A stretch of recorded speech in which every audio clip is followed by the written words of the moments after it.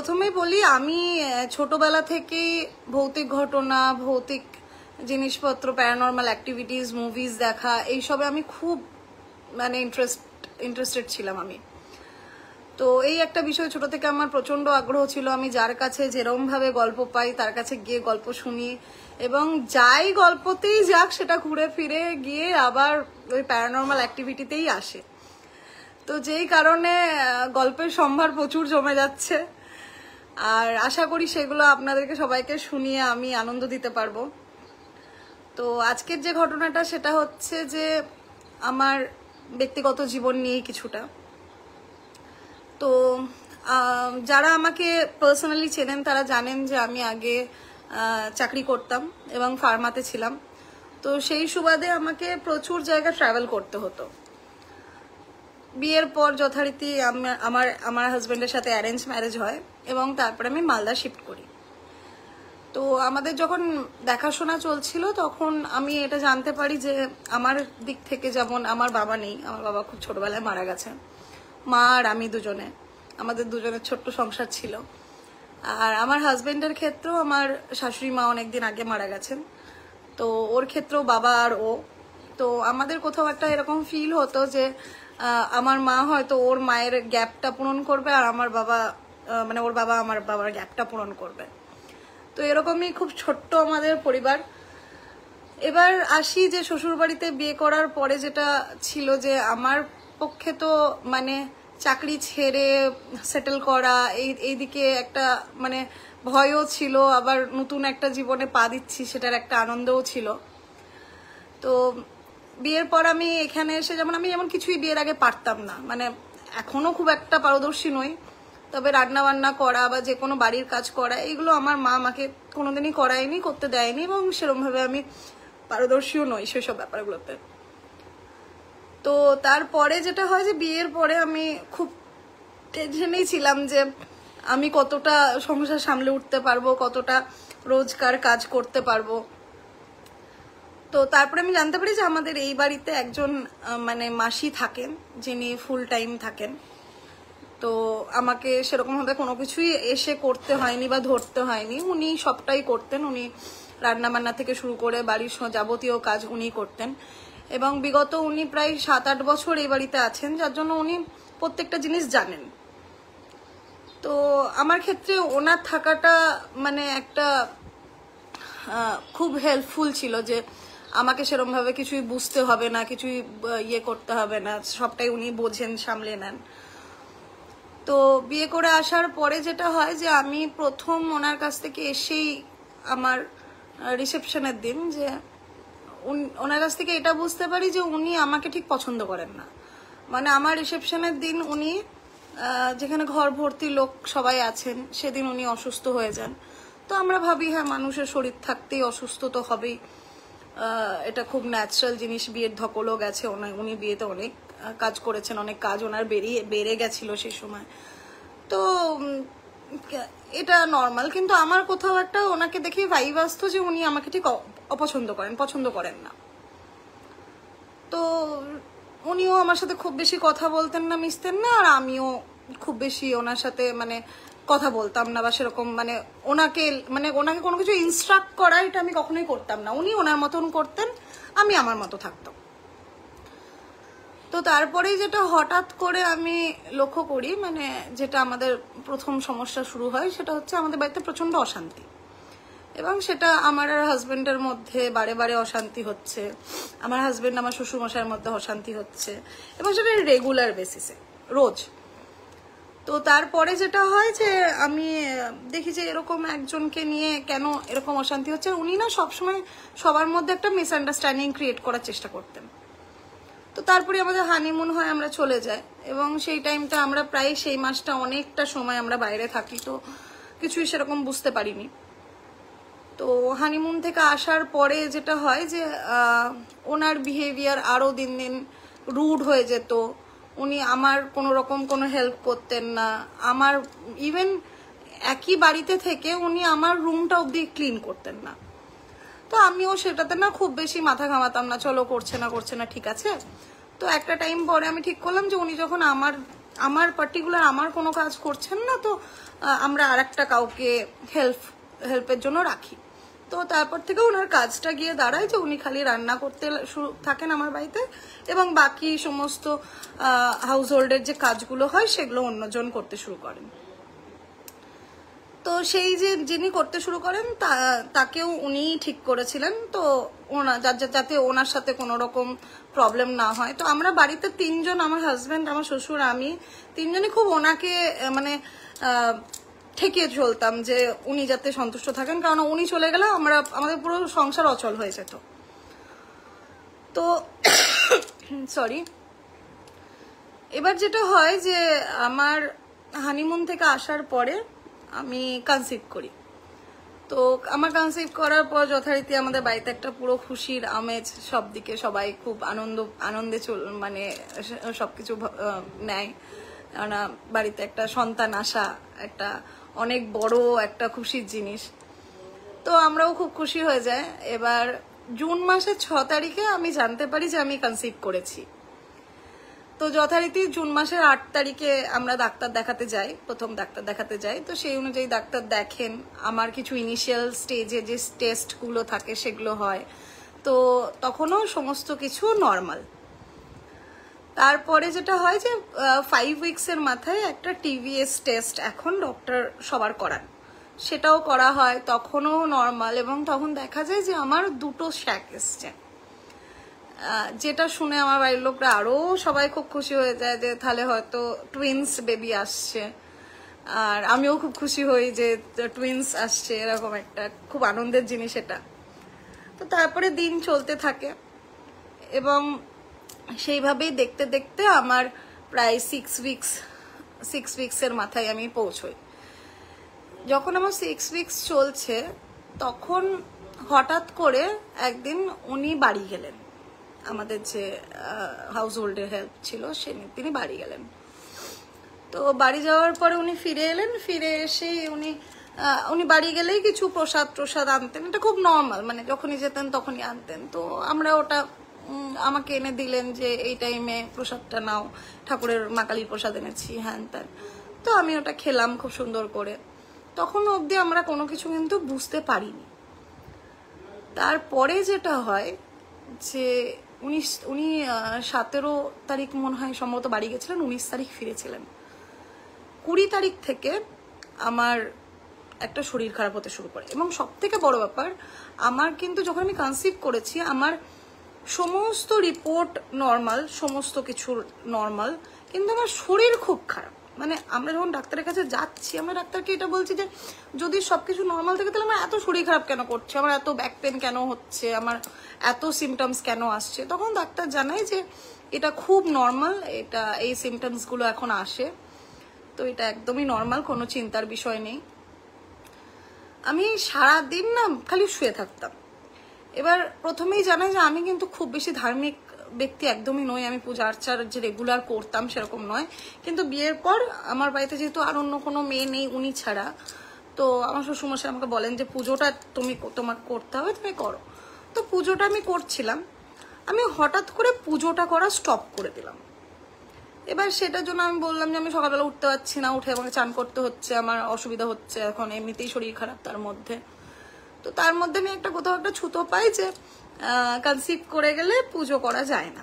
তো সেই ছুতোটাই আমি ওখানে চিপকে দিই যে আমি তো কনসিভ করে গেছি, তো আমি আর পুজো করতে পারবো না, তো আমি পুজো করাটা বন্ধ করে দিই।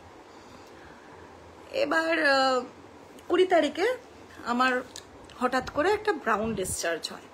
এবার ব্রাউন ডিসচার্জ দেখে না আমি খুব ভয় পেয়ে যাই প্রথমে, যে আমি ভাবলাম যে কি ব্যাপার হলো, ব্লাড বেরোচ্ছে। তো আমি সঙ্গে সঙ্গে যথারীতি আমাদের এখন তো ইন্টারনেটের দরুন সমস্ত কিছুই খুব হাতের কাছে, আমি সঙ্গে সঙ্গে ব্রাউন ডিসচার্জ হওয়ার যে মানে কি হতে পারে না হতে পারে সেটা আমি ইউটিউবে সার্চ করি। এবং সার্চ করে আমি দেখি যে ওটা কিন্তু একদমই ভালো সাইন নয় যে ব্রাউন ডিসচার্জ হওয়াটা। তো তারপরে যথারীতি আমার টেনশন আরো বেড়ে যায়। সেদিন রাত্রেবেলায় তো ঘুমই হলো না, ঘুম উড়ে গেল। পরের দিন আমরা সকালবেলা ডক্টরের কাছে নাম লিখিয়ে সকাল সকাল আমরা গেলাম যে দেখাতে। আর আমি খুব প্যানিক করতে শুরু করে দিয়েছিলাম যে কি হলো না হলো। তো ডক্টর ওটা দেখেই বললো যে ব্রাউন ডিসচার্জ হওয়াটা তো মোটেই ভালো সাইন নয়, তাহলে আমি কিছুদিনের ওষুধ দিয়ে উনি আমাকে আবার বাড়ি পাঠিয়ে দিলেন। তো তারপরে যেটা হয় যে 21 তারিখ 22 তারিখ আমার ব্রাউন ডিসচার্জের কালারটা আরো রেডিশ হতে থাকে, এবং তারপরে গিয়ে 24-25 তারিখ নাগাদ আমার মানে প্রায় 24-25 তারিখ না 22-23 নাগাদ আমার প্রায় রেড কালারের ডিসচার্জ আসছে, ঠিক আছে। তো তারপরে যেটা হয় যে আমার 23 তারিখ ওটা হলো, আমরা ডক্টর চেঞ্জ করি, এবং ডক্টর চেঞ্জ করার পর সেই ডক্টর যখন দেখেন উনি এসিজি বিটা এসিজি এইসব অনেক ধরনের টেস্ট আমাকে দেন, এবং সেখানেও দেখছেন উনি যে আমার কিন্তু সাইমেন্টেনাসলি আমার যা যা বাড়ার দরকার, যেরকম লেভেলে বাড়ার দরকার সেরকমই বাড়ছে। সরি। তো আমি তখন খুব ভেঙে পড়েছিলাম যে তাহলে কি আমি কনসিভ করতে মানে পারছি না, মানে আমার কিছু প্রবলেম হচ্ছে বাচ্চাটার। তখন ডাক্তার জানায় যে না, এখনো অবধি তো আমি সমস্ত কিছু ঠিকই দেখছি, তো সেই ক্ষেত্রে আমার মনে হচ্ছে এখনো ঠিকই আছে, কোনো সমস্যা নেই। তারপরে উনি কিছু আমাকে আলাদা ধরনের প্রজেস্টেরন এইসব জিনিসপত্র দেয় যাতে আমি এক্সট্রা একটা প্রোটেকশন আমার স্যাকটা পাই, কিন্তু তাতেও কোনো লাভ হলো না। জুলাই মাসের 30 তারিখে আমার মিসক্যারেজ হয়েছে সন্ধ্যাবেলা। তো যথারীতি অনেক আশা করেছিলাম যে একটা সন্তান আসছে, একটা মা কনসিভ করার পর যে একটা মাতৃত্ব বোধ চলে আসে, সেই জায়গা থেকে মিসক্যারেজ হওয়াটা এটা যথেষ্ট পড়ে যাওয়া। তো সেই জায়গা থেকে মানে রিকভারি করতে করতে অনেকটা টাইম আমার চলে যায়।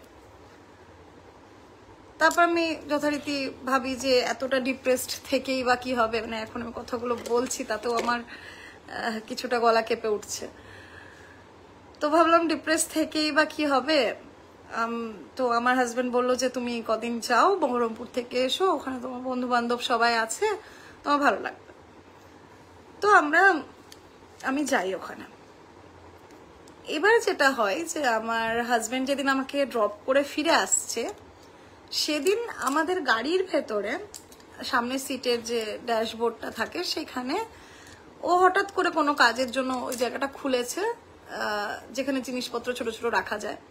তো সেখানেও একটা আলতা মানে আলতা রাখা এবং একটা ফল রাখা পায়। তো ওটা দেখে খুব ক্যাজুয়াল যে কেকটা এখানে কে রাখলো, আর আমাদের বাড়িতে না আমি আলতা পরি না আলতার কোনো ইউসেজ আছে, তো আলতা কোথা থেকে এলো, আর ওরকম ফল আলতা বলে। তো আমাদের যে ড্রাইভার আছে সে ফট করে, সে একটু এই ধরনের জিনিসগুলো মানে টানে এবং বোঝে, সে ফট করে বলে যে দাদা এটা তো ঠিক দেখছি না, আমি এরকম ভাবে আলতাটা ফল রাখা এটা তো ঠিক হচ্ছে না, ঠিক নয়, এটা আমার মনে হচ্ছে এটা কিছু ভুল হচ্ছে। তো তারপরে ওরা যেহেতু দুজনেই ছেলেদের মধ্যে কনভারসেশনটা হয়, ওরা আর সেই কনভারসেশনটা এগোয়নি। তো তারপরে যেটা হয় যে আমি বাড়ি যখন যাই, আমার বাড়িতে সমস্ত কিছু নর্মাল, আমার মন মেজাজ একটু একটু করে আস্তে আস্তে বেটার হচ্ছে। আমাকে ওইটা বুঝে নিতে হয়েছিল যে কিছু তো করার নেই, যেটা হওয়ার সেটা তো হবে। তো এইভাবে অ্যাকাস্টম হয়ে যাচ্ছিলাম। ঠিক সেই মুহূর্তে যখন আমি ওই ইনসিডেন্টটার পরে আবার বাড়ির থেকে ফিরে আসি, সেই সময় আমার মা আমার সাথে আসে। তো আমার মা জেনারেলি প্রত্যেক মাসেই এখানে আসে। মা আসার পরে আমার বাড়িতে যারা জানো, আমাকে পার্সোনালি চেনো, তারা জানো আমার বাড়িতে অনেকগুলো কুকুর আছে। তো মা ওদের মধ্যে একটাকে নিয়ে আসে যে আমার খুব কাছের, মানে তার আমাকে ছাড়া কিছু চায় না এবং মানে আমাকে ছাড়াও কিচ্ছু বোঝে না, তো তাকে নিয়ে আসে মা। তো আসার পরেই যেটা হয় যে সবকিছু ভালো। এবার এখানে তো আমাদের কোনো কুকুর নেই, ওই এসছিল। তো যথারীতি আমার হাজবেন্ড, আমার শ্বশুর মশাই কিন্তু ওকে নিয়ে খুব মানে যত্ন করছিল। মানে সত্যি কথা বলতে আমার বাড়িতে থাকতে ওকে যতটা রেস্ট্রিকশনে রাখা হয়, এই খেতে দেবো না ওই খেতে দেবো না, সেখানে ওকে সমস্ত কিছু মানে ও এসছে বলে ওদের যাবতীয় যত কিছু লাগে, যত ট্রিটস যত কিছু আছে সব আমার শ্বশুরমশাই আমার হাজবেন্ড নিয়ে এসছে যাতে ও আনন্দে থাকে। কিন্তু যেটা হলো সেটা হচ্ছে ও আসার পরে এই বাড়িতে প্রথম রাতে তো খেলো না। এবার আমরা ভাবলাম যে হ্যাঁ ট্রাভেল করে এসছে তার জন্য হয়তো খেলো না, ঠিক আছে চলো হয়তো কালকে খাবে। পরের দিন দুপুরবেলাতেও ও খেলো না। এবার ও যখন খেলো না, আমাদের বাড়িতে এরকম অনেক সময় হয় যে ওরা নিজেদের যে খাবারটা থাকে সেটা খায় না, বদমাইশি করে। তো সেক্ষেত্রে তখন একটু মশলাদার কিছু আমাদের খাবার বা আমাদের মাছ দিয়ে দিলে ওরা খুব হ্যাপিলি খেয়ে নেয়। তো আমার শ্বশুরমশাই বললো ও নতুন জায়গায় এসছে তো হয়তো ভয় পাচ্ছে, কিন্তু এর আগে কিন্তু আমার কুকুর আমার সাথে অনেক জায়গা গেছে, ওর কিন্তু এই প্রথম যে আমার সাথে কোথাও ট্রাভেল করেছে এরকম নয়। তো শ্বশুরমশাই বললো তাও যে নতুন জায়গায় এসছে হয়তো তার জন্য খাচ্ছে না, তো ওকে একটু মাছ টাছ যাও ভালোবাসে তাই দাও। তো সেদিন বাড়িতে কোইন্সিডেন্টলি মাছই হয়েছিল, তো মাছটা ওকে মাখিয়ে দেওয়া হয়। বাট ও মাছটা মানে যেখানে ও আমরা ওকে মাঝে মাঝে আমি ওকে ইয়ার্কি মেরে বলি, আমি নিজে ঘটি আর বাঙালরা যেমন প্রচন্ড মাছ ভক্ত হয়, আমি ওকে মাঝে মাঝে বলি তুই বাঙাল কুকুর, তুই মাছ খেতে এত ভালোবাসিস। তো সেই কুকুরটা মাছের আর ভাতে মুখ দিল না। তো তখন না মানে মা বললো যে ওর কি শরীর খারাপ হলো এসে, বা কিছু জার্নির জন্য কিছু শরীর খারাপ হলো, কারণ পরপর 3টে বেলা, একটা দিন রাত্রেবেলা, পরের দিন সকালবেলা এবং রাত্রেবেলাও কিছু খেলো না, মুখে কিচ্ছু দিল না। তো তারপরে 3rd দিনেও যখন ও কিছু খেলো না, তখন আমি মাকে বললাম মা তুমি ওকে নিয়ে চলে যাও, যদি এইভাবে না খাই তাহলে তো শরীর খারাপ হয়ে যাবে। তো মা বললো দেখি না আর একটা দিন দেখি যদি অন্য কিছু খায়। ওকে অন্য কিছু নর্মাল চিকেন, আমাদের চিকেন যেখানে আমাদের রান্নার আলু পোস্তর আলু দিলেও ও খেয়ে নেয়, সেখানে কিচ্ছু ওর মুখে আমরা তোলাতে পারছি না, কিচ্ছু খাচ্ছে না। মানে খাবারের দিকে যাচ্ছে, খাবারটা শুকছে, আবার ও ব্যাক রিটার্ন চলে আসছে। তো এইভাবে যখন 3rd ডেও পেরোলো, ও কিছু খেলো না, মা ওকে 4 দিনের মাথায় ফেরত নিয়ে চলে গেল বহরমপুর। মা বলছে ওখানে গিয়ে আবার দুপুরবেলায় যখন মা ওকে খেতে দিয়েছে ও নর্মাল খেয়েছে। মা বললো যে তাহলে হয়তো ওর সবার জন্য মন খারাপ করছিল, কারণ এখানে তো সবার সাথে থাকে, তাই হয়তো সবার জন্য মন খারাপ করছিল। তো আমি ভাবলাম যে মা এলো, মাও থাকতে পারলো না, ওর জন্য চলে যেতে হলো এরকম একটা, তো খারাপই লাগলো। ঠিক তার পরের মাসের ঘটনা, পরের মাসে আমি আবার বহরমপুর যাই। এবার বহরমপুর গেলে না আমার মেয়েদের যেরকম আছে একটু পার্লার যাওয়ার টেন্ডেন্সি হ্যান ত্যান, আমারও বেশ মানে মাঝে মাঝেই হুচুক ওঠে যে গিয়ে একটু এই করব তাই করব। তো তেমনি করে আমরা পার্লারে আমি যাই। তো হঠাৎ করে আমি ঠিক করি যে আমি চুলের কিছু হেয়ার স্পা টেস্পা করবো। তো সেখানে করতে গিয়ে আমি বহরমপুরের যে সালনে যাই, সেখানে গিয়ে হঠাৎ করে আমার মাথার এইখানটা, ঠিক এই জায়গাটা, মানে আমি এখনো দেখাতে পারবো, এইখানটাতে এই যে এই চুলগুলো, ঠিক আছে, এইখানটাই যখন করছে কাজ, তো আমাকে বলছে তুই কি চুল কেটেছিস নিজে নিজে নিজের পিছনের? মাথাটা তো খারাপ হয়ে গেল নাকি যে আমি নিজের পেছনের চুল নিজে কাটবো মাথার?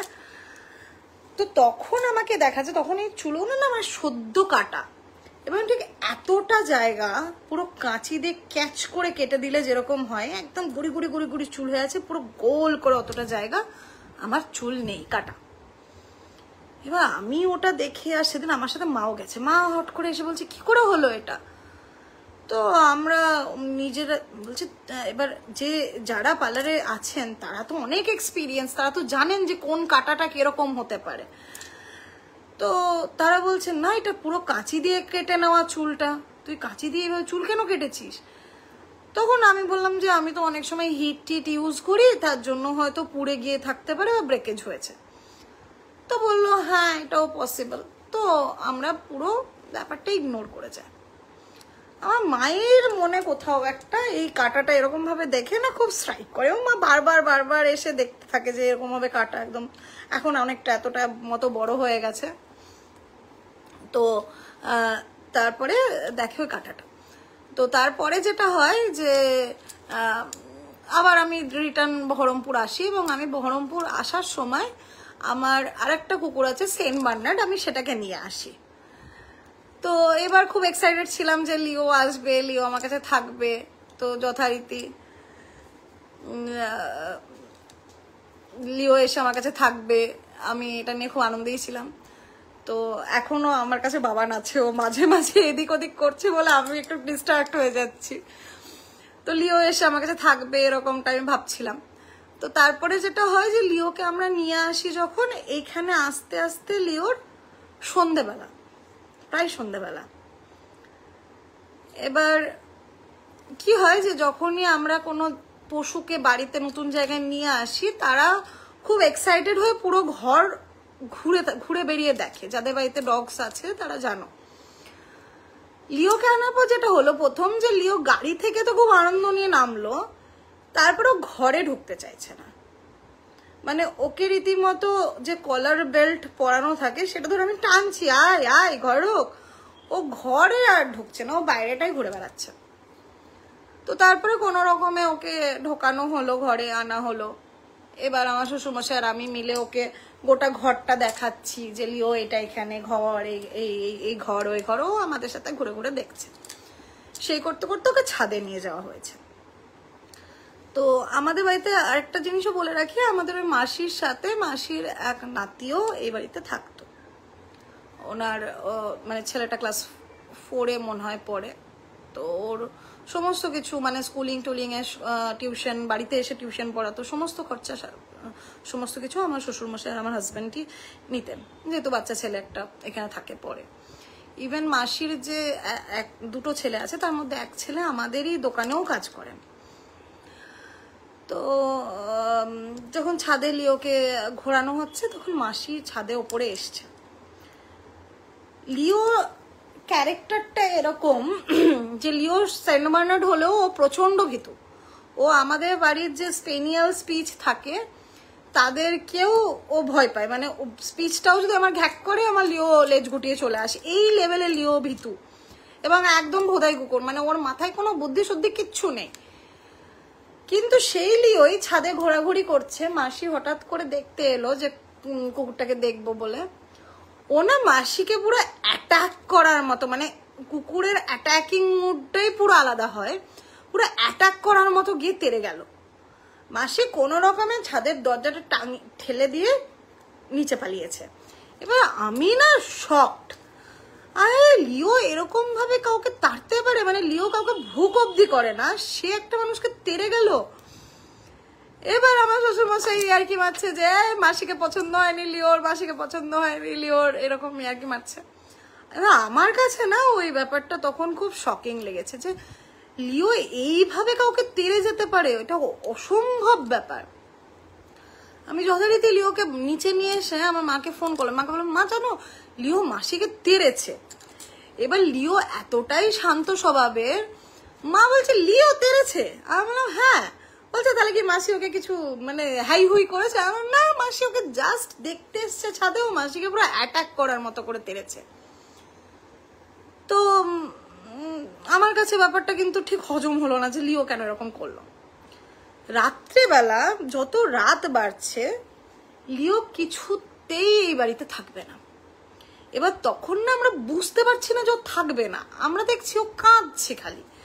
এবার আমি বারবার বলছি হাবু যাবি, হিসু যাবি, আমি 2-3বার ছাদে নিয়ে গেলাম, না ও কিছুই করলো না। ও ছাদ থেকে ঘুরে ফিরে নিচে এসে আবার যথারীতি ও কাঁদতে শুরু করে দিয়েছে। তো এরকমই চলছে যে ও কন্টিনিউয়াস কেঁদে যাচ্ছে।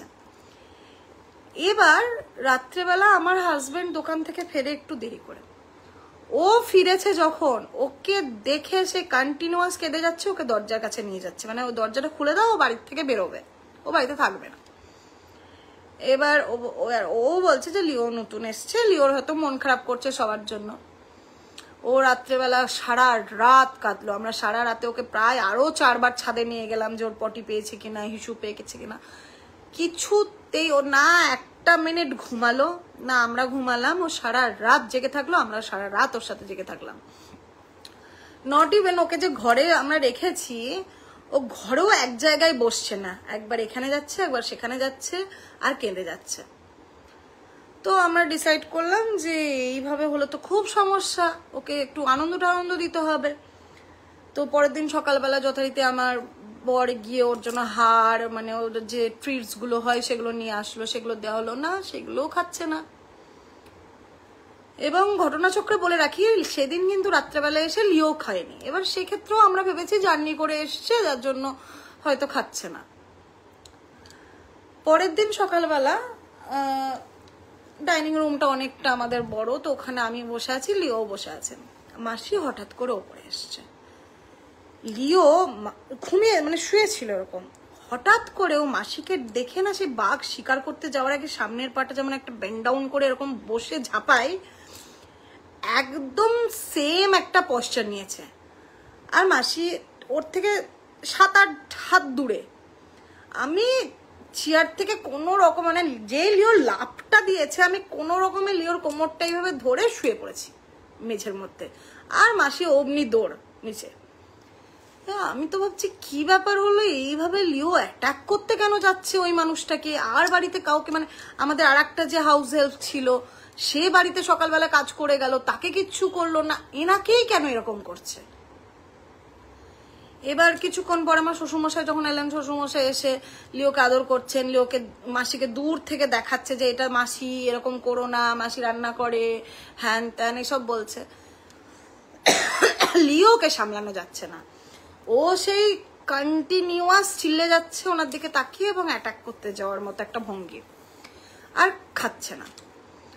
তো আমি আর আমার বর ঠিক করলাম যে এইভাবে তো রাখা যাবে না, কারণ উনি পরের লোক, ওনাকে যদি আজকে একটু কামড়ে ঠামড়ে কিছু দেন তখন একটা বড় ইস্যু হয়ে যাবে। তো আমরা সেদিন বিকেলবেলা আবার লিওকে দিয়ে এলাম বাড়িতে, মানে লিও সর্বসাকুল্যে এক রাতে এই বাড়িতে থাকলো, সেটা অবধি ঠিক আছে। এরপরে যেটা হয় যে আমি একদিন, এই ঘটনাটা আমি বলতে ভুলে গেছিলাম, আমি একটু আগে যাচ্ছি। সেটা হচ্ছে আমি যখন কনসিভ করেছিলাম তখন কি হয়েছিল, যে কনসিভ করলে তোমরা সবাই খুব জানো যে খুব খাবারের ক্রেভিং হয়, তো আমারও খুব তখন ক্রেভিং আসতো, এবং সব থেকে বড় আমার আচার, এই ঝাল নুন এইসব জিনিসের উপর ক্রেভিং আসতো। আমি মানে বসে বসে একটু নুন মুখে দিতাম, মানে আমার কিছু একটা মুখে দিতে ইচ্ছা করতো। তো যেহেতু আমার আচারের ক্রেভিং হচ্ছিল, আমার শ্বশুরমশাই আমার জন্য 3 বয়াম আচার বানিয়ে রেখেছিল। আর আমি কি করতাম, রাত্রেবেলা 1:30 2 আমার গোটা রাত ঘুম হতো না, কেননা এটা আমার বরাবরই অভ্যেস হচ্ছে রাত্রেবেলা জেগে সিনেমা দেখা বা আমার বরের সাথে গল্প করা এইসবগুলো। তো সেই টাইমেও ঘুম হতো না, যথারীতি দিনের বেলা ঘুমাতাম আর রাত্রেবেলা জেগে ঘুরে বেড়াতাম। তো রাত্রেবেলা ওরকম আচার খেতে ইচ্ছে হয়েছে, এবার আমি আচার আনতে গেছি। এবার আমার রুম থেকে বেরিয়ে ডাইনিং রুমের মধ্যে ওগুলো আছে। কি হয়েছে, আমি এবার আচারগুলো তো সেলফের নিচে ঢোকানো আছে, আমি একটা বাটি নিয়ে যথারীতি আচার নিতে গেছি। এবার আমি যতবার আচারটা তুলছি আমার খালি মনে হচ্ছে আমার এইখানটাতে মানে কিছু একটা দাঁড়িয়ে আছে। এবার কি হয় যে মানুষের যখন এই কর্নারে কিছু থাকে না, মানুষ কিন্তু এইভাবে একটা চোখের আড়ালে একটা এক্সটেন্ড অবধি দেখতে পায়। আমি যখন প্রথমবার ফিল করলাম না কিছু একটা দাঁড়িয়ে আছে, পট করে মাথাটা ঘুরিয়েছি। আমি কি ভেবেছি যে আমার শ্বশুরমশাই হয়তো টয়লেট করতে এসছেন, উনি দাঁড়িয়ে আছেন। আমি ঘুরে দেখছি কিছু নেই।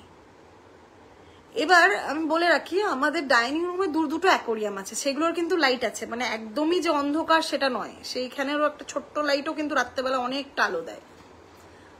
তো তারপরে আমি যথারীতি কিছু তো নেই, আমি আবার যথারীতি আচার নিতে স্টার্ট করলাম। এবার কি হয়েছিল, মানে ঘেটে গেছে, তো একটা আম তুলতেই আমার অনেকটা সময় লেগে উঠছে।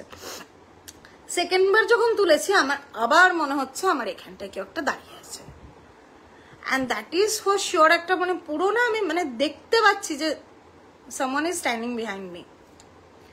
আমি বন্ধ করলাম কৌটো, তখন প্রায় রাত্রি 2:30-3টা বাজছে। কৌটো বন্ধ করলাম, এরকম ঘুরলাম, তাকালাম, আমি মানে যেখানটা আমি দেখতে পাচ্ছি না যে কিছু একটা আছে, আমি ওদিকে তাকিয়ে দাঁড়িয়ে আছি একদম মানে কনস্ট্যান্ট যে কি দেখছি আমি। এবার হঠাৎ করে না এতটা ভয় পেয়ে গেলাম, মানে মানুষ যতক্ষণ সাহসী থাকে ততক্ষণ হ্যান্ডেল করে নেওয়া যায়, যখনই একবার মনে ভয়টা ঢুকে যায় না তখন মনে হয় যেন চারিদিকেই কিছু না কিছু হচ্ছে। এবার যেটা হলো, আমার হঠাৎ করে না প্রচন্ড ভয় লেগে গেল, আমি পুরো লাফাতে লাফাতে একদম এসে আমার ঘরে ঢুকে গেলাম। এবং ঘরে ঢুকে আচার, তখন আমি কি খাবো, আচার তখন আমার সাইডে পড়ে আছে, আমি দরজা লক করা, আমি এক্স্যাক্টলি এই খাটের এই পোর্শনটাতে আমি শুলাম, আমার বর এখানে শুয়ে আছে, আমি কন্টিনিউয়াস আমার এই সাইডে হচ্ছে আমাদের দরজাটা, আমি কন্টিনিউয়াস এইদিকে তাকিয়ে আছি। আমার খালি মনে হচ্ছে যে আমি কি দেখলাম, আমার ডান দিকে ওটা তখন কি ছিল যেটা আমি ফিল করলাম, হয়তো অলরেডি ঢুকে গেছে মনের মধ্যে। তো তারপরে যেটা হয়, আমি যখন দরজার দিকে তাকিয়ে আছি, আর আমাদের এই রুমটা না রাত্রেবেলা একটু লাইট থাকে, কারণ আমার পেছনে এই যে বাথরুমটা, এই বাথরুমটা লাইট জ্বলে। তো যেটা হয় কি, বাথরুমের দরজার নিচে না একটা এইটুকুনি গ্যাপ আছে, সেই গ্যাপটা দিয়ে বাথরুমের লাইটটা কিন্তু আমাদের ঘরে ঢোকে। তো আমাদের ঘরটা কিন্তু একদম অন্ধকার কোনোদিন থাকে না, কারণ আমি একদম অন্ধকারে ঘুমোতে পারি না। তো আমি দরজার দিকে এরকম ভাবে তাকিয়ে আছি, আমার কন্টিনিউয়াস আমি যেটা ওখানে আমার পাশে ফিল করেছিলাম সেই জিনিসটা আমি দেখতে পাচ্ছি আমার চোখের সামনে। আমি যতক্ষণ না মানে আলো এলো, আমি বাইরে আমার শ্বশুরমশাইয়ের হাঁটা চলা, মানে উনি সকালবেলা উঠে ঘরের মধ্যে মর্নিং ওয়াক করেন, যতক্ষণ না আওয়াজ পেলাম আমি ততক্ষণ ওই দরজার এই কর্নারটার দিকে তাকিয়ে বসে আছি সারা রাত। সেদিন আমি মানে লেভেলের কিছু একটা ভয় পেলাম। মানে আজকে আমি এইভাবে বলতে পারছি ঘটনাটা, কিন্তু ওই ডেটে ওই রাত্রেবেলায় আমি যে কি ভয়টা পেয়েছিলাম ওটা একমাত্র আমিই জানি। তারপরে যেটা হলো যে খুব ভালো জিনিস হলো, আমার রাত্রেবেলায় বেরিয়ে আচার টাচার নিয়ে আসা বন্ধ হয়ে গেল মোটামুটি। এবার এই ঘটনা যেটা আমি ভুলে গেছিলাম, এটা আমি একটু রিপিট করলাম। তারপরে যেটা হলো যে লিওকে রেখে এলাম, লিওকে রেখে এসে আবার নেক্সট বার যখন এলাম, বাড়ি এলাম, ফিরলাম, তো তারপরে একটা জিনিস শুরু হলো বাড়িতে খুব অবাক ভাবে, যে আমার হাজবেন্ড, ওর এমনিতেই খুব একটু মানে মুখে একটু, ওর আমরা বলি যে তোমার মুখ বাবা খুব খতরনাক, মানে ও একটু খেয়েও বলে দেবে কিসের কি টেস্ট কি না, খুব ভালো এগুলো বুঝতে পারে। কিন্তু প্রবলেমটা হচ্ছে যে সেই সময় আমাদের রান্না তো একই হচ্ছে, যা আমি খাচ্ছি, যা আমার বর খাচ্ছে, যা আমার শ্বশুরমশাই খাচ্ছে, আমি আর আমার শ্বশুরমশাই খাবারটা খেয়ে নিচ্ছি, কিন্তু আমার হাজবেন্ড খেতে পারছে না। বলছে তোমরা আমাকে খারাপ খাবার দিয়েছো, আমার খাবারে গন্ধ লাগছে, আমার খাবারে গন্ধ লাগছে। রোজ সেম জিনিস, রোজ। মানে আমার শ্বশুরমশাই তো একটা টাইমে বিরক্ত হয়ে গেল, বললো তুই এক কাজ কর, তুই দোকানে গিয়ে খাগা, তোকে বাড়িতে খেতে হবে না, তোর বাড়ির খাবার তোর রুচ্ছে না, যার জন্য তোর গন্ধ লাগছে। তো সেম জিনিস আমি খাচ্ছি, আমার শ্বশুরমশাই খাচ্ছে, আমরা খেয়ে নিচ্ছি, আমাদের কোনো অসুবিধা হচ্ছে না, আমরা গন্ধ পাচ্ছি না, কিছুই পাচ্ছি না। তারপরে যেটা হয়, একদিন কি হয় যে গোছাচ্ছি, আমাদের বিয়েতে যে লজ্জা বস্ত্রটা দেয়, আমি শাড়ি খুব একটা পরি না বলে রাখায় থাকে, সেটা বাড়ি থেকে মিসিং। আমি লজ্জা বস্ত্র আমার খুঁজে পাচ্ছি না। এবার সে বিয়ের ফটো দেখেছি, হ্যান দেখেছি, খুঁজছি যে ফটো দেখে, যে মনেও নেই এক্স্যাক্টলি কিরকম দেখতে ছিল শাড়িটা, কিন্তু শাড়িটা কোথাও নেই। এবার আমার মা কাজ করতে লেগেছে, বলছে এই বিয়ের এই লক্ষণের শাড়ি, এগুলো হারানো, এগুলো নষ্ট হওয়া উচিত নয়, 1 বছর তো খুব যত্নে রাখতে হয়, 1 বছর কিছু করা যায় না, এগুলো ফেলতে নেই, খারাপ হতে নেই। আমি তখনও চলো ইগনোর করলাম, যে হয়তো আমাদের তো অনুষ্ঠান বাড়িতে বিয়ে হয়েছিল, হয়তো সেখান থেকে আসতে গিয়ে হারিয়ে গেছে বা কিছু। আর ওদিকে আমার হাজবেন্ডের ওই খাবারের টেস্টে প্রবলেমটা হচ্ছে। যেহেতু আমি আপনাদেরকে বললামই যে আমার বাড়িতে 2টো অ্যাকোরিয়াম আছে, মাছ আছে। এবার তার পরের মাসে হলো কি, যে আমরা আবার গিয়ে, মানে আমরা কিন্তু চেষ্টা চালিয়ে যাচ্ছি যে আমার কুকুর কোনো না কোনো একটা এখানে থাকুক, কারণ আমার শ্বশুরমশাই প্রচন্ড কুকুর পছন্দ করে, আমার বর ওদেরকে পছন্দ করে, আমি ওদেরকে ছেড়ে থাকতে আমার কষ্ট হচ্ছে। পরের বার কি করলাম, পরের বার কিটি আর লাকি দুজনকে একসাথে আনলাম, যে 2টো একসঙ্গে থাকবে, 2টো থেকে যাবে। কিন্তু সেম পরের বার যখন আনলাম, ওরাও এসে খাচ্ছে না। তারপরে ওদেরকে মুখরোচক খাবার দিয়ে দেওয়া হলো। 4 দিনের মাথায় আমার কুকুর পুরো পারভোর মতো পটি করতে লাগলো। আমি ভয় পেয়ে সকাল ওকে নিয়ে বাড়ি, একদম সকালবেলা বাড়ি গিয়ে আমার কুকুর ফিট, কোনো পারভো নেই, কিচ্ছু নেই।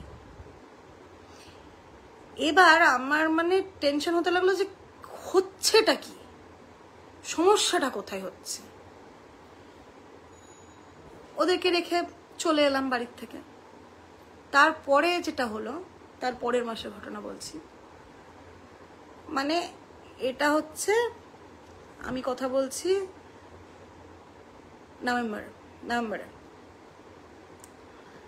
নভেম্বরে হলো কি, আমার হাজবেন্ড যখনই বাড়ি ঢুকছে ও বলছে মাছের অ্যাকোয়ারিয়ামটা পরিষ্কার করতে পারো না, পুরো আঁশটানি গন্ধ উঠছে। যে বাড়িতে আমি আছি, আমার শ্বশুরমশাই আছে, আমরা কেউ মাছের অ্যাকোয়ারিয়ামের আঁশটানি গন্ধ পাচ্ছি না, আমার হাজবেন্ড পাচ্ছে। আর সেই ঝগড়া, তোমরা জিনিস যত্ন করতে পারো না তো পোষো কেন, মাছের পুরো অ্যাকোয়ারিয়াম দিয়ে আঁশটানি গন্ধ উঠছে। আমি অ্যাকোয়ারিয়ামের কাছে গিয়ে শুকছি, কোনো গন্ধ নেই। বলছে না মাছের অ্যাকোয়ারিয়াম থেকে আসছে, আমি পুরো আঁশটে গন্ধ পাচ্ছি।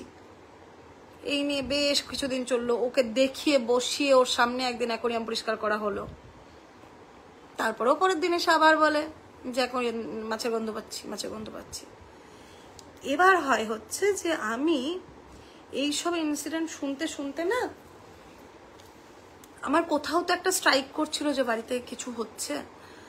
আমি ইউটিউবে একদিন ব্ল্যাক ম্যাজিক বলে সার্চ করি এবং সেই সুবাদে আমি একটি অডিও পডকাস্টের, বেঙ্গলি অডিও পডকাস্টের একটা চ্যানেল পাই, যে চ্যানেলে অনেকেই অনেকের ভৌতিক ঘটনা শেয়ার করেন। সেখানে আমি জানতে পারি যে এরকম ধরনের যদি কিছু হয়ে থাকে, ব্ল্যাক ম্যাজিক বা কিছু, তাহলে এরকম আষ্টে গন্ধ পাওয়া, খাবারের টেস্ট চেঞ্জ হয়ে যাওয়া, এই ধরনের জিনিসগুলো হয়। তো তারপরে আমি একটা জায়গায় দেখি যে এরকম, আর কুকুর যে কোনো বাড়িতে কিছু হলে যে থাকে না, সেটা আমি কিন্তু আগে থেকেই স্যাঙ্গুইন ছিলাম, কারণ এরকম একটা ঘটনা এর আগে আমি প্রত্যক্ষ করেছি। তো ওই পডকাস্ট থেকে আমি জানতে পারি যে বাড়িতে যদি বাড়ির প্রবেশপথ থেকে বাঁ দিকে অ্যাকোয়ারিয়ামে যদি 8টা মলি, মানে একটা কালো এবং 7টা অরেঞ্জ গোল্ডফিশ রাখা হয়, এবং সেই গোল্ডফিশ যদি মারা যায় তাহলে কিছু একটা বাস্তু সমস্যা আছে। তো সেই অনুযায়ী আমি কি করি, আমি ওরকম 8টা গোল্ডফিশ কিনে নিয়ে আসি। মানে তোমরা বিশ্বাস করবে না বন্ধুরা, পরের দিন থেকে মলি মাছগুলো গোল্ডফিশগুলো মরতে শুরু করে। এবার যেই না 2, 3, 4টে মরছে পরপর প্রত্যেক দিন একটা একটা করে। আর দেখো, আমি যেহেতু মাছ পুষি, আমি তো মাছকে খাবার দেওয়া সমস্ত কিছু টাইমেই করতাম। যেই মাছগুলো মরতে শুরু করছে, আমি কি করছি, 4টে মাছ মরে যাচ্ছে, নিজের মনকে বোঝানোর জন্য আবার 4টে মাছ এনে ওখানে ঢুকিয়ে দিচ্ছি।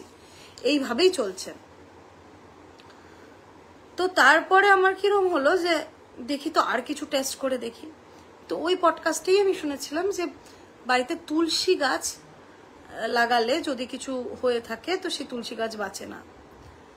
বিশ্বাস করবে না, আমার প্রোফাইলে গেলে অনেকে এখন দেখতে পারবে যে আমার বাড়িতে কত গাছ আছে, যেগুলো যত্নে কত সুন্দর আছে।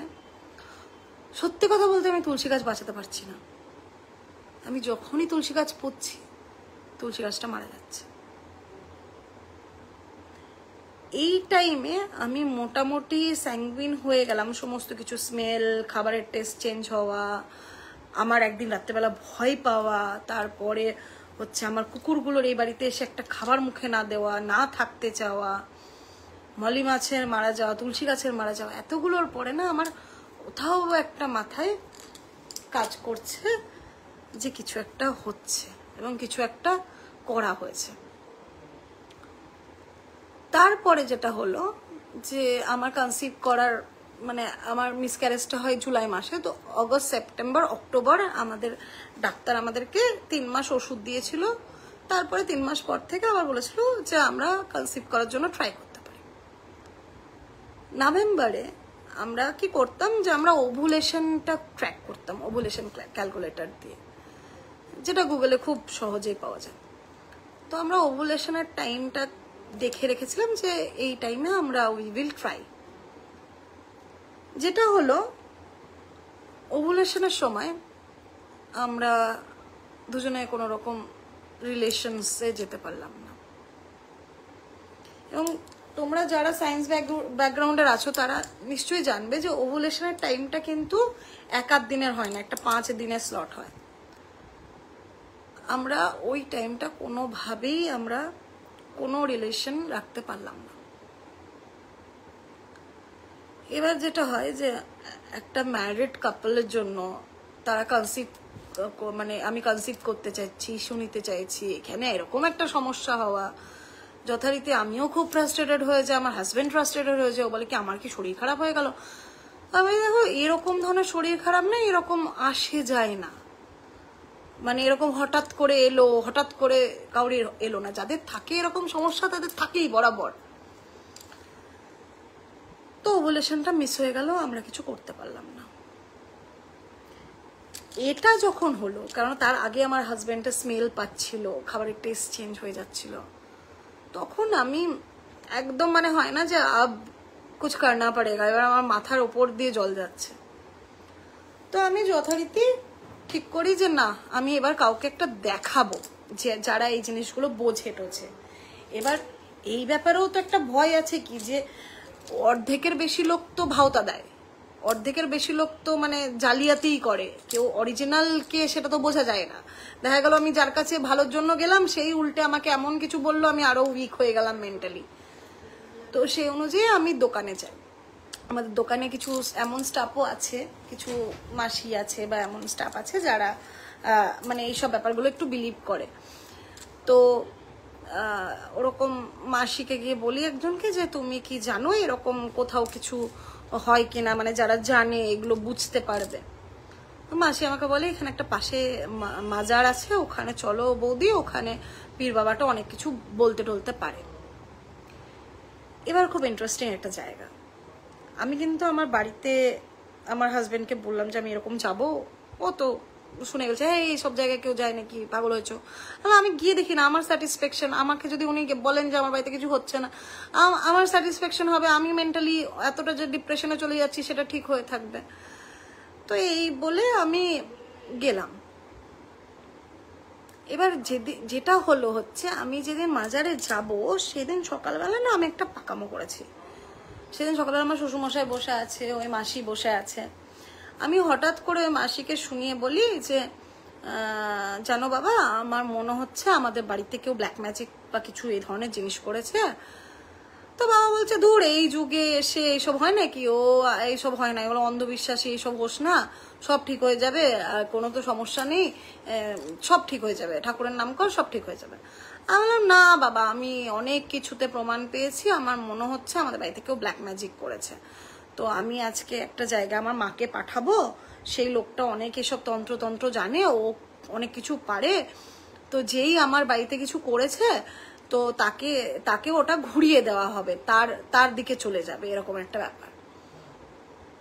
তো বাবা বলছে হ্যাঁ এরকম হয় না। আমি বললাম দেখা যাক না, বলছে তো হবে, তো সেরকম ভাবে আমি বলি, আমি একটু শুনিয়ে বলি মাসিকে। তো তারপরে আধ ঘন্টা যেতে না যেতে মাসি হঠাৎ করে এসে বলছে যে বউ আমি আজকে ছুটি নেবো। আমি বললাম কেন, আজকে আবার হঠাৎ করে ছুটি কেন? তো বলছে আমার একটু বাড়িতে যেতে হবে, আমার ব্যাংকের কাজ আছে। এবার ব্যাপারটা হচ্ছে উনি তো বেসিক্যালি অশিক্ষিত, উনি হয়তো অজুহাতগুলোও ঠিকঠাক দিতে পারেন না। উনি আমাদের বাড়ির থেকে বিকেলবেলা বেরিয়ে ওনার বাড়ি পৌঁছাতে সন্ধ্যেবেলা কোথায় ব্যাংকের কাজ হয়? কিন্তু আমরা কিন্তু ওনাকে না বললাম না, ঠিক আছে তুমি যাও। উনি চলে গেলেন ওনাকে নিয়ে। এবার আমি মাজারে গিয়ে পৌঁছালাম। এবার আমি জানতাম না মাজারে গেলে ওড়না নিয়ে মাথায় যেতে হয়। তো উনি আমাকে ভেতর থেকে, যিনি পীর বাবা ছিলেন, তিনি একটা কাপড় এনে আমাকে দেন, আমি সেটা পরে বসলাম। এবার যেটা হলো, ওখানে আমার সাথে যারা গেছিল তাদের মধ্যে একজনের জ্বর ছিল, তো সে ওই ঝাড়াবে বলে গেছিল। এবার ব্যাপারটা হচ্ছে আমরা এটা প্রথমে নোটিস করিনি, কিন্তু পরে আমরা এটা রিয়েলাইজ করলাম, ওই দিদি আমাকে এই মাজারের ব্যাপারে হেল্প করেছিল। তো যবে থেকে এই মাজারের কথা হচ্ছে সেদিন রাত থেকে ওর জ্বর, আমাকে হেল্প করার জন্য। তখন মানে ততক্ষণ আমরা জেনে গেছিলাম, স্যাঙ্গুইন হয়ে গেছিলাম যে এরকম কিছু হয়েছে। তো যার জন্য আর মানে জানতাম যে ওটা হয়তো আমাদেরকে হেল্প করেছে বলেই ওর হয়েছে। তো মাজারে যাওয়ার পর যেটা হলো, উনি আমাকে একটা লম্বা কাপড় এনে এরকম দিলেন, নিয়ে আমাকে এরকম গলায় জড়িয়ে রাখতে বললেন। আমি ওরকম রাখলাম, ওনাকে ঝেড়ে টেড়ে দিয়ে ফট করে আমাকে বলছে তোমার কি সমস্যা? তো আমি বললাম যে আমি একটা সমস্যা নিয়ে এসছি, একটু দেখে দিন না যে আমার বাড়িতে কেউ কিছু করেছে কিনা, ব্ল্যাক ম্যাজিক বা কিছু। তো উনি বলছে ঠিক আছে আসো দাঁড়াও, নিয়ে আমাকে দাঁড় করালেন। এবার আমার যে গলার কাপড়টা ছিল ওই কাপড়টা উনি নিলেন, দিলাম। আমি লম্বা দাঁড়িয়েছি, উনি আমার বুড়ো আঙুলের মধ্যে ওই কাপড়ের একটা প্রান্ত রাখলেন, আর একটা প্রান্ত আমার হাইট অনুযায়ী এরকম ভাবে মাপলেন। তো আমি তখন না মানে আমার নিজেকে সার্কাস লাগছিল যে কি হচ্ছে রে ভাই, মানে মানে কি ভাওতাবাজি করছে এরকম একটা। তো এরকম মেপে উনি দুটো প্রান্ত এরকম ভাবে হাতে এরকম ভাবে ধরলেন, মানে একদিকে হচ্ছে আমার আঙুলে যেটা ছিল পায়ের আর মাথার হাইট অব্দি, এই কাপড়টাতে দুটো এরকম ভাবে ঝাড়া দিয়ে এরকম ফু ফু ফু দিয়ে কিছু একটা উনি দোয়া পড়লেন, দিয়ে আবার এক প্রান্ত আমার হাতে দিলেন, আবার এক প্রান্ত যেই দিচ্ছে তখন যে এই যে আমার হাইট অব্দি নিয়েছিল এটা আমার নাকের এখানে, কাপড়ের যে এন্ড ডেড এন্ডটা এটা এখানে। আমি লিটারালি শক। তো আমি বললাম এটা কি হলো, তখন না আমি পুরো ধরে নিয়েছি এটা কোনো হাতের কাজ, মানে যেভাবে আমাদেরকে জাদুর ইলিউশন শো গুলো দেখানো হয় ওরকম কিছু একটা হাতের কাজ হচ্ছে। তো আমি কি কি মানে হলো এটার, তো বলছে এটার মানে হচ্ছে যে তোমার সাথে কিছু করা হয়েছে। তো আমি বললাম আচ্ছা, দিয়ে আমি বসলাম, দিয়ে আমাকে ফট করে বলছে তুমি কার হাতের ভাত খাও বলো তো। এবার নর্মাল একটা মধ্যবিত্ত বাড়ির থেকে একটা বউ গেছে, খুব জেনারেল যে সেই বাড়িতে রান্না করে, এটা তো কোনো লোকের পক্ষে জানা পসিবল নয় যে আমার বাড়িতে কুক আছে। তো আমি ফট করে বললাম আমাদের বাড়িতে একজন আছেন রান্না করেন। তো বলছে তারা কি একাধিক লোক তোমার বাড়ির সাথে যুক্ত। তখন একটা একটা করে পয়েন্ট উনি বলছেন আর আমার মাথায় টাক টাক করে স্ট্রাইক করছে। আর বলছি হ্যাঁ ওনার নাতিও আমাদের বাড়িতে থাকে, ওনার ছেলে আমাদের দোকানে কাজ করে। বলছে আচ্ছা। বলছে তোমার বাড়িতে রোজ অশান্তি হয়, রোজ কিছু না কিছু নিয়ে একটা ঝগড়া লাগবেই। আমি বললাম হ্যাঁ। যে তোমার বাড়িতে কাউরির খাবারের টেস্ট বাজে লাগছে, নোংরা গন্ধ পাচ্ছ, এরকম কিছু হচ্ছে? হ্যাঁ আমার বর পাচ্ছে। বলছে আচ্ছা। বলছে তোমার কি খুব বড় ধরনের কোন একটা শারীরিক ঘটনা ঘটেছে, মানে শারীরিক লস কিছু? আমি বললাম হ্যাঁ আমার বাচ্চা নষ্ট হয়ে গেছে। তো বললো যে তোমার সাথে মা কিছু করা হয়েছে, তোমার বাচ্চাটাও নষ্ট করানো হয়েছে, আর আরো উনি কিছু ব্যক্তিগত কথাবার্তা বললেন। সব থেকে হাইট উনি এটা অবধি বলে দিলেন যে আমি আর আমার বর যে এখন আমরা রিলেশন করতে পারছি না, এটা অবধি উনি বলে দিলেন। ওই টাইমটা আমি লিটারালি তখন মানে আমি I am convinced with that person, আমি বুঝে গেছি যে ইনি বলতে পারেন। দিয়ে আমাকে বললো আমি তোমাকে একটা জিনিস দেবো, তুমি এটা নিয়ে গিয়ে বাড়িতে রাখাও, যেই করেছে তোমার সাথে কিছু সে বাড়ি ছেড়ে চলে যাবে। তো আমি বললাম ঠিক আছে কিরম কি হবে। তো উনি একটা খুব মোটা অঙ্ক 7,000 টাকা চাই আমার কাছ থেকে। তো আমি বলি দেখুন আমি বাড়ির থেকে তাড়ানোর যত দূর ব্যাপার আমি ওনাকে নিজেই বার করে দিতে পারবো, আর এইসব শোনার পর তো আমি আর রাখবোই না, তো আপনি আমাকে প্রোটেকশন দেওয়ার মতো কিছু একটা দিন। তো উনি আমাকে একটা তাবিজ করে দেন এবং বলে একটা কারে বেঁধে দিয়ে বলে তুমি এটা গিয়ে কোমরে বেঁধে আসো। আমি যথারীতি কোমরে বেঁধে এলাম, আর আমাকে দুটো জলের বোতল নিয়ে আসতে বললো। দুটো জলের বোতল নিয়ে আসলাম, ওনার ওখানে কিছু একটা দোয়া লিখে উনি জলের ভেতরে ভরে দিলেন, দিয়ে বললো এইটা একটা তুমি খাবে, আর একটা তুমি আর একটা তোমার হাজবেন্ড দুজনে মিলে একটা বোতলে জল খাবে 7 দিন, আর একটা জলের বোতল খালি তোমার হাজবেন্ডকে খাওয়াবে। দিয়ে আমাকে বললো যে তোমার বাড়িতে কাজের আছে, সে এগুলো করাচ্ছে, সে তোমাদেরকে কিছু খাওয়াচ্ছে, কিছু খাওয়ানো মানে দ্রব্যগুণ যেটাকে বলে, কিছু খাওয়ানোর মাধ্যমে এই জিনিসগুলো করছে। তো এটা শুনে আমি তো যথারীতি খুব কষ্ট পেলাম। তখন আমার কোথাও মনে হচ্ছে যে আর যদি এই জিনিসটা আগে বুঝতে পারতাম তাহলে হয়তো আমার বাচ্চাটা বেঁচে থাকতো। তো বাড়ি এলাম, বাড়ি এসে তো আমি কান্নাকাটি করতে লাগলাম। আমার বর প্রচন্ড রকম রেগে গেল যে তুমি এরকম জায়গায় কেন গেছো, এই ওই তাই। আমি বললাম যে তুমি আমার কথা বিশ্বাস করে একটু জলটা খাও, যদি তোমার মনে হয় যে আমি ভুল বলছি, আমাকে স্যাটিসফ্যাকশন দেওয়ার জন্যই খাও। তো বললাম আমি খাবো। ওর কোথাও না মাথায় একটু স্ট্রাইক করলো। ও বললো তুমি কি করতে চাও, মাসিকে রাখতে চাও না রাখতে চাও? আমি রাখবো না, আর তাতে আমাকে রান্না বান্না সব করতে হয় তাও ভালো, আমি রাখবো না। কারণ আমার মাথায় যখন একবার এটা ঢুকে গেছে আমি হয়তো আমার পোষাবে না। এবার আমি ওনাকে ফোন করলাম যে এরকম মাসি তোমাকে আর আসতে হবে না। তো দেখুন খুব নর্মাল একটা জিনিস, ওনার ছেলে আমাদের দোকানে কাজ করে, উনি আমার বাড়িতে কাজ করে, ওনার নাতি আমাদের বাড়িতে থাকে, খায় দায়, পড়াশোনা করছে, সব খরচা আমরা নিচ্ছি। সেরম জায়গা থেকে সেই বাড়ির থেকে ওকে বলছে যে আসতে হবে না, তো ও নমিনাল একটা কোশ্চেন করবে তো যে কেন, মানে আমার দোষটা কি, আমাকে ছাড়িয়ে কেন দেওয়া হচ্ছে।